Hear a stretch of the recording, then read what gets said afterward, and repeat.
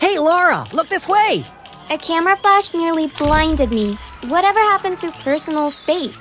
I put on my best smile and posed. You look fabulous tonight. Just one more picture. I think you have enough for your tabloid, Jeff, I said as I put on my sunglasses back on. It's a blog. Gentlemen, that's enough. Alec, my driver, said as he placed himself between the bloodthirsty reporters and me. I expected them to push and shove him like they always did, but their attention shifted to someone else. She's here. I removed a pocket mirror from my purse and quickly checked out my hair and makeup. I had to look perfect for her. Alex stood next to me as we watched her walk down the red carpet. We stood at attention like the loyal soldiers we were. Laura, Victoria, that dress makes you look 2 sizes bigger. Don't wear it again, unless you want to spark pregnancy rumors. Now smile. She turned and waved at the camera. She even blew them a few kisses. Boys and girls of Storytime Animated, meet my mother. Delightful, isn't she? While I go and change my dress, please like this video and subscribe to this channel. Then hit that notification bell. Now, smile! Ever wondered what it's like to live with movie stars? When I was a little girl, my mom bought me a blanket for my birthday. It was a limited edition Princess Victoria blanket. Princess Victoria was my favorite character in my favorite movie. Mom, it's so pretty. Look at the princess. She's smiling at me. I squealed as I jumped up and down. My older brother Tristan rolled his eyes. Ugh, girls are so lame. Tristan thought everything was lame. One day after school, Tristan told my mom that something was stuck in his ear. Mom looked horrified. Did you put something in there? No, but it hurts. When we arrived at the hospital, Tristan was sobbing quietly. I'm sorry, Margot. Tristan needs to spend a few nights here so we can treat him. The doctor said after examining Tristan. The next day, I carried my most prized possessions, my Princess Victoria blanket, and took it to Tristan. He was asleep when we got there, so I put the blanket over him. When he woke up, he grabbed it and threw it at me. Mom rushed to his bedside. I don't want your stupid blanket. I ran out of the room clutching the blanket. I hid in a corner and sobbed. Are you okay, sweetheart?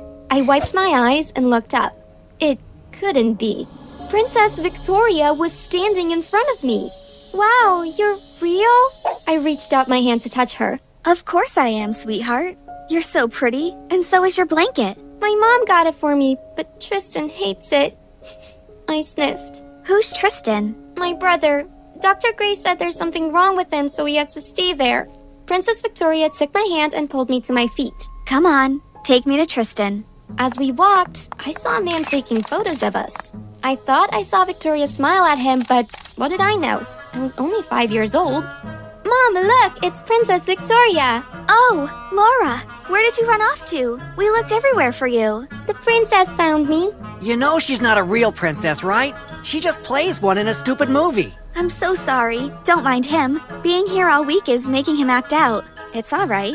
I'm Victoria. Mom laughed. Oh, trust me. I know who you are.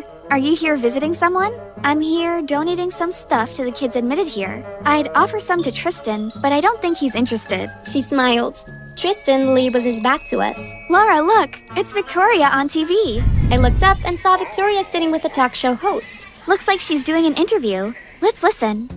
So, Victoria, we've all seen the video of you and that little girl in the hospital hallway. What's the story? Well, her name is Laura. She's the prettiest girl I've ever seen, and she's a huge Princess Victoria fan. The blanket was kind of hard to miss. Victoria and the talk show host laughed. Adorable, right? I was walking around the hospital hanging out with some of the kids there when I saw her all alone in a corner covered in that blanket.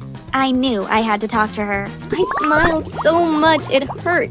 After that, the interview moved to her career and her upcoming movie, and I stopped paying attention. On the day Tristan was discharged from the hospital, Victoria showed up with a camera crew. We were all on TV, including Mom, Tristan, and his doctor.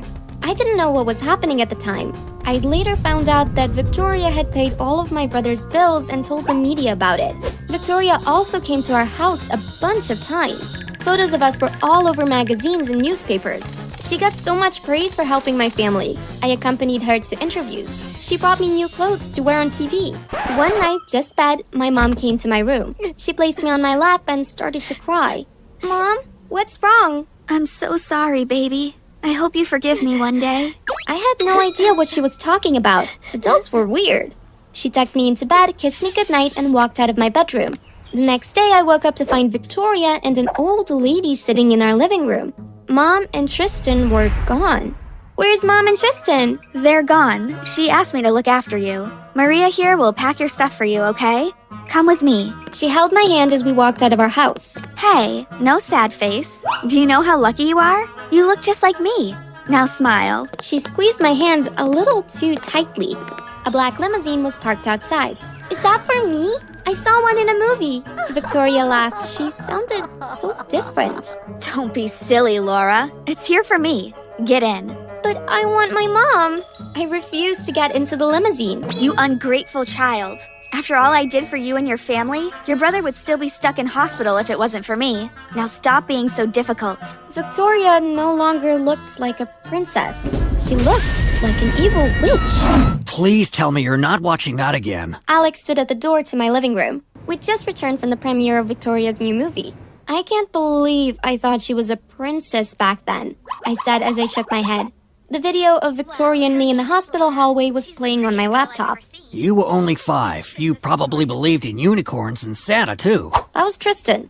Do you ever wonder where she is now? I barely remember him. That's all I had to say on the topic. Years ago, when I first came to live with Victoria, I was confused. I didn't understand why my mom just left me behind. All my confusion was cleared when Victoria introduced me as her adopted daughter. She made the announcement at the party in her house. It was a major event attended by famous movie stars like her. For some time, I was angry at my mom. But Victoria kept reminding me that I was living a life most girls my age would die for. I starred in movies and TV shows and dated the hottest and most famous guys. I had millions of fans and followers on social media. I had a team working for me around the clock. I lived in my own mansion next to Victoria. What more could a girl ask for? Good evening. I'm Greg. I'll be your server tonight. Hi, Greg. I'm Laura. I'll have a steak, medium rare with mashed potatoes, please. No, she will not. Greg looked confused. You will not embarrass me by eating carbs in public. Someone could be taking pictures. She turned to Greg. She'll have the salad. Greg looked at me sympathetically before walking off. Sometimes I think you do these things just to piss me off. Sorry. Next time I want to eat a piece of gum, I'll consult you. Watch it. Nobody likes a smart mouth. Here's your salad, ma'am. Enjoy. Greg looked uncomfortable at our exchange. Where's my wine? A second server arrived with a bottle of some fancy wine from some fancy vineyard. Whatever. I was starving. Ma'am, do you need me to pour the wine for you? Victoria looked around us dramatically. Ma'am? Oh, sorry. I was looking for my special wine opening person that I brought with me. Of course I need you to open the wine for me. And stop calling me ma'am. Dinner was going great. Here you go, ma'am. I'm sorry, Mrs. I burst out laughing. I thought I saw a cloud of smoke come out of Victoria's ears. As the second server poured the wine, the glass tipped over and spilled wine all over Victoria's dress. Here comes Hurricane Victoria, I thought as Greg attempted to clean the mess. Victoria was suspiciously quiet during the whole thing. She glanced behind my shoulder, and when I followed her gaze, I realized why. A few tables behind us, a woman in sunglasses and a headscarf was recording us on her smartphone. She was probably a blogger. The whole thing was going to be all over social media in minutes. Please, come with me. We need to clean your dress before it gets a permanent stain. Victoria followed Greg. Hello, Laura. It was the woman recording us earlier. I knew you'd grow up to be beautiful. Look at you. Okay, she was starting to creep me out. Who are you? Don't you recognize me? She said as she took off her sunglasses and scarf. Mom? This couldn't be happening. She moved to hug me, but I leaned back. Don't. Tears pricked the back of my eyes. Laura, please, let me explain what happened. Did you or did you not give me away to her? It's not that simple. What's going on? Victoria was back. When she looked at my mom, she froze. I thought we agreed you'd stay away from her, unless you want to go to jail. Jail? Tell her the truth, Margaret. Tell her about the fake medical bills you and Tristan's doctor made me pay. I told you if you ever came near Laura, I'd have you arrested for fraud. I ran out of the restaurant to the parking lot where Alec was waiting for me. I need to go home now, please. When we got to my apartment, someone was sitting in the lobby. Hi, Laura. Great, another reporter.